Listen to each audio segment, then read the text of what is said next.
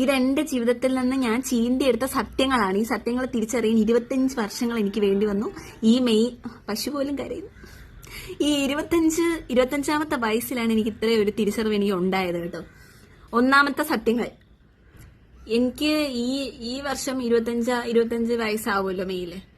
ഈ 25 വയസ്സ് വരെയും ഒരു വാലന്റൈൻസ് ഡേ പോലും ഞാൻ സെലിബ്രേറ്റ് ചെയ്തിട്ടില്ല. ഒരു വാലന്റൈൻസ് ഡേ പോലും എനിക്ക് ഒരു റോസാപ്പൂ തന്നിട്ടില്ല, ഒരു ഡയറി മിൽക്ക് തന്നിട്ടില്ല, ഒരു ചായ പോലും മേടിച്ചു തന്നിട്ടില്ല എനിക്ക്. ഒരു ചെറുക്കന്മാരുടെയും കൂടെ ഞാൻ സിനിമയ്ക്ക് പോയിട്ടില്ല. പിന്നെന്തരായിരുന്നു, ഡേറ്റിങ്, കോഫി ഡേറ്റ്, അങ്ങനൊന്നും ആരുടെയും കൂടെ പോയിട്ടില്ല. പക്ഷെ ആൾക്കാർ വിചാരിക്കുന്നത് എനിക്ക് 5-6 ലൈനുണ്ട്.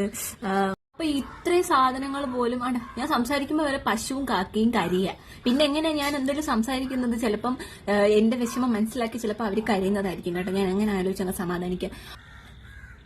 ഞാനൊരു പെണ്ണല്ലേ, എനിക്ക് ആഗ്രഹങ്ങളില്ലേ.